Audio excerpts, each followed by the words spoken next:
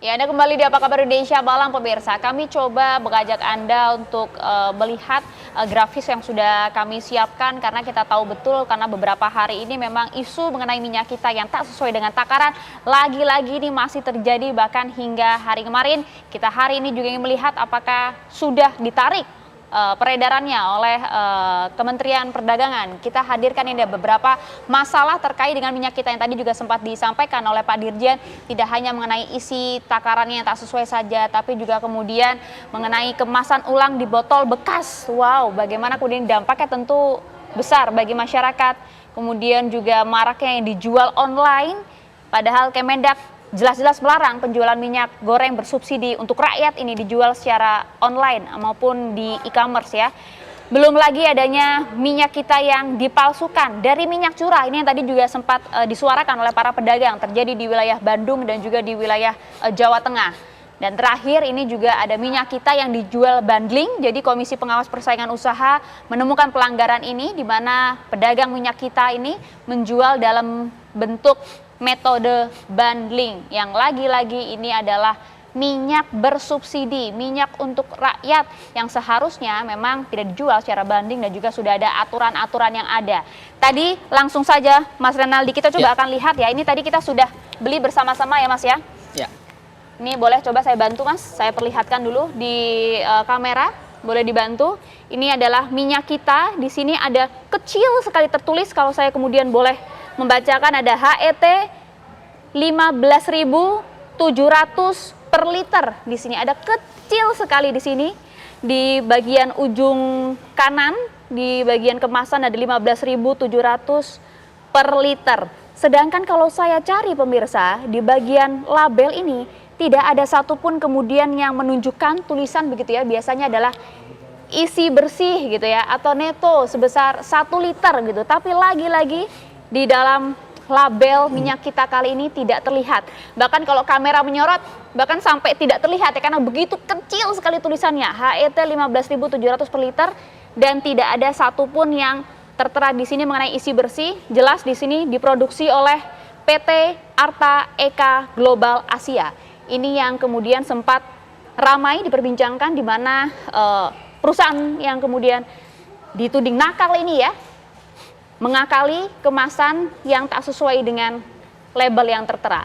Kita coba akan buka, silakan Mas Renaldi, monggo. Ini sudah ada gelas takar, masih disegel tadi Mas? Sudah. Masih disegel, sudah dibuka. Ini sudah tertera di sini ada mulai dari 100 mili, kemudian 300, 500 mili, kemudian dari 700 dan hingga 1 liter di bagian garis paling atas. Apakah ini kemudian sudah sesuai dengan takaran? Ini kalau bisa kamera menyorot, ini sekitar 800 mili lebih sedikit ya Mas ya? Sedikit. Ini kita baru beli hari ini loh Mas. Ya. Betul Mbak, ini memang ini fakta ya bahwa kemudian yang disampaikan oleh Menteri Perdagangan itu yang rupanya ditarik, seolah-olah ditarik gitu, ternyata masih beredar di mana-mana. Maka 3 perusahaan itu harus dicek suplainya kemana aja tuh Mbak. Tidak hanya terjadi di Jawa ternyata, di beberapa daerah juga mengalami hal yang sama, takarannya dikurangi. Maka suplai itu karena sudah terdistribusi dengan masif gitu sehingga masyarakat yang akhirnya dirugikan. Nah tadi juga pedagang kan juga Mas, jelas masyarakat jadi korban loh ini loh. Jelas bahwa tadi saya juga tidak setuju oleh Pak Mogas menyampaikan bahwa pengecer yang harus disidak gitu, bahwa pengecer seperti kami pedagang juga kami mendapatinya sudah seperti itu gitu. 1 karton kemudian kita nggak timbang lagi, kita langsung jual karena memang momentum kan. Ramadan kita percaya aja gitu, ya? Gitu. Karena ini subsidi pasti tidak akan ada persoalan. Maka yang paling penting sebenarnya ini perlu ada evaluasi di rantai pasoknya. Baik itu dari produsen ke D1, D1 ke D2, D2 ke pengecer. Ini harus ada evaluasi. Saya kira kalau Kementerian Perdagangan fokus terhadap ini bisa selesai persoalannya. Oke, mungkin langsung ditanggapi Pak Moga, silahkan. Ternyata hingga hari ini kami membeli minyak kita kemasan botol masih ditemukan Pak, tak sesuai dengan takarannya. Hilang sekitar 200 mili, Pak Moga. Baik, makasih Mbak Maria. Jadi betul yang disampaikan tadi dari pedagang pasar. Memang kalau kami melakukan pengawasan, harganya itu selalu normal Mbak Maria, sesuai HET di pengecer 15.700. Dan yang dijual itu sesuai dengan label. Nah, namun kadang pedagang itu suka menyimpan minyak kita dengan versi yang ukurannya kurang. Ini harganya pedagang setelah kami tingkat pengecer maksud Anda Pak Moga, mohon maaf? Ya, seperti itu. Dan kami selama ini tidak pernah kenakan sanksi pidana. Dari pengecer inilah kami akan men-tracing ke atas, Mbak Maria. Perlu saya sampaikan di sini bahwa minyak kita merupakan program minyak goreng rakyat yang merupakan hasil kewajiban pasok domestik atau domestic market obligation yang diberikan kepada pelaku usaha yang berorientasi ekspor. Perlu kami sampaikan, kebutuhan minyak goreng per bulan rata-rata sebanyak 257.000 ton. Sementara supply untuk minyak kita dari DMO itu rata-rata antara 160.000 sampai dengan 174.000 ton.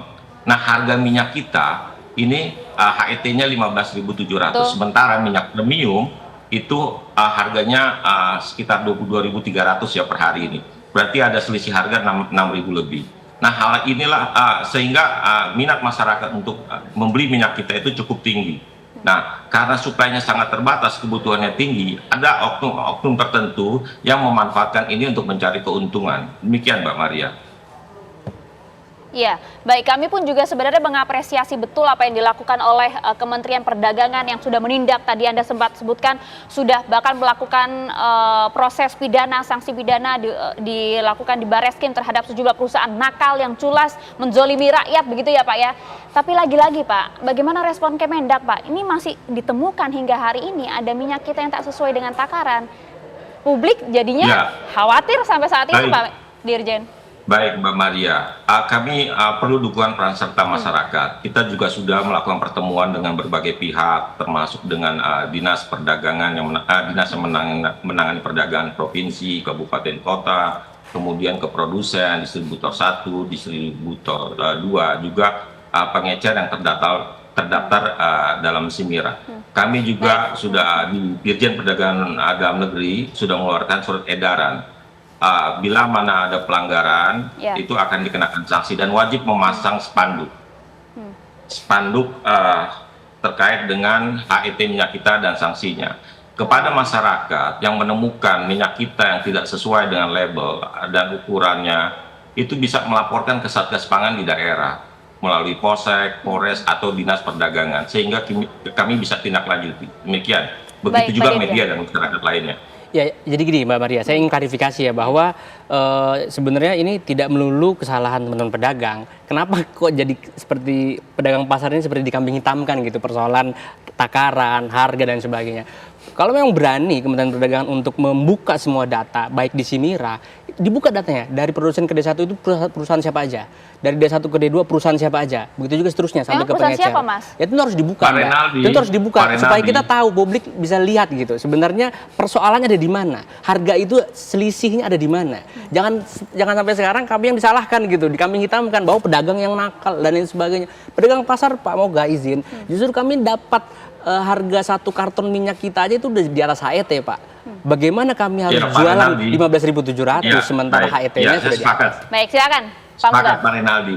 Jadi begini Pak Renaldi, Mbak Maria, itu kami setiap kali minta kepada pedagang pasar belinya di mana. Itu tidak pernah kami dapat informasi beliau beli dari mana.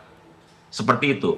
Nah, karena kami minta juga transaksinya beli berapa itu nggak ada fakturnya selama ini.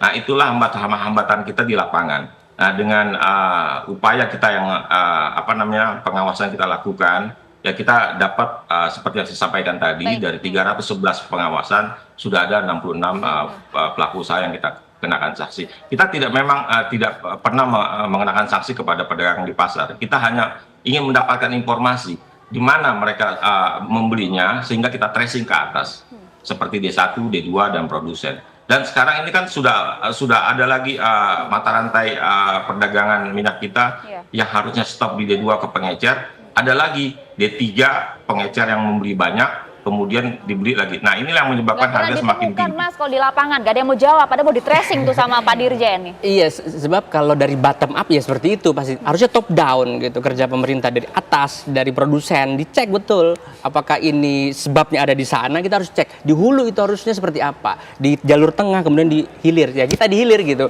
Ya kami hanya terima dengan angka 162.000 per karton yang isi 12, itu udah di atas HET, Mbak. Maka kalau kita dibilang nggak pernah melapor pedagang, Mas. Ya kita dapetnya dari tentu dari agen setempat dong yang ada di pasar gitu kan. pasar-pasar yang besar yang ditemukan Pak Amran di Lenteng Agung itu kan pasar-pasar besar juga. Nah itu ada agen-agen setempat di situ yang tentunya ngambil juga dari sana. Kalau mau di tracing sesungguhnya ya Pak, moga izin ya Pak, harusnya dari atas Pak, dari top ke down gitu, jangan dari bottom up. Kalau bottom up nggak akan ketemu karena kami hanya mendapati supply-nya saja gitu. Karena kebijakan ini ada di Kementerian Perdagangan. Justru di tahun-tahun awal minyak langka, minyak kita itu hadir dari Kementerian Perdagangan. Yang tadi Pak Moga jelaskan hasil dari DMO. Sehingga kalau mau menyelesaikan persoalan ini dari Kementerian Perdagangan. Oke, gitu. ini sedang sama-sama kita coba telisik begitu ya. Kalau kemudian Pak Arianto melihat pengawasan seperti apa yang harus dilakukan? Kok nampaknya masing-masing juga ada kesulitan mencari tahu gitu? Ya itu ya. Di dalam semua problem ya. Itu masalah kecurangan-kecurangan ini kan jadi kan saling salah menyalahkan kan. Kita itu masing belum tahu siapa sih yang menaikkan harga itu kan, biang keroknya siapa gitu ya. Mudah kan harusnya ditemukan Pak? Ya, kalau dicek nggak ada, tapi begitu nggak dicek kan muncul yang disimpan kan. Nah itulah tantangan daripada kondisi kalau kita suruh mengawasi yang seperti itu. Ini bukan hanya di minyak goreng saja, di semua perdagangan hampir sama terjadi kayak manipulasi seperti ini gitu. Tetapi kalau saya hanya punya dalil ya, sesuatu yang terulang-ulang ya, suatu pelanggaran hukum yang terulang-ulang itu tidak akan mungkin tanpa sepengetahuan daripada pengawasnya. Pasti terjadi pembiaran itu maksudnya. Pembiaran dari pihak mana nih? Pemerintah, polisi atau? Bukan, pembiaran orang yang mengawasi itu. Ini bukan hanya menterinya yang salah, tapi yang perantara-perantara ini yang semestinya dia ngontrol ke lapangan, tapi kemudian cara ngontrolnya juga pura-pura nggak ketemu, itu bisa jadi. Di dalam dunia kepolisian kayak gitu, saya hanya pakai dalil gitu aja. Misalkan ya, ada perjudian gitu, itu nggak akan mungkin Kapolseknya itu nggak tahu ada perjudian di situ. Kalau saya bilang, kalau ada perjudian 1 minggu itu pasti Kapolseknya udah terima setoran pasti. Sama juga dengan kasus ini ya? Kasus ini kayak gini, pasti ada yang kolusi gitu. Makanya solusinya bagaimana? Yang menurut saya harus sidak dan kemudian kasih shock terapi kayak Menteri Anwar itu. Dan tidak hanya di langsung pengecer bawah saja Pak, sampai ke atas semua disidak, yang curang waktu itu langsung dieksekusi dan diumumkan sehingga yang lain pada nggak berani lagi kayak gitu. Untuk bergerak seperti ini. Paling pakai gitu terapinya, kalau nggak susah memang. Itu dia Pak, kita semua pusing Pak, ini padahal minyak subsidi untuk rakyat, kok rakyat yang dizolimi, itu dia kan Pak. Jadi kepercayaan publik juga jadi berkurang terhadap pemerintah. Itu yang kemudian kita temukan di lapangan. Sayang sekali demikian. Bahkan hingga hari ini tadi kita mengecek, membeli minyak kita di Jakarta, masih saja terjadi minyak kita yang tak sesuai dengan takaran. Bagaimana dengan di sejumlah daerah? Kami akan hadirkan untuk Anda saat lagi di Apa Kabar Indonesia Malam.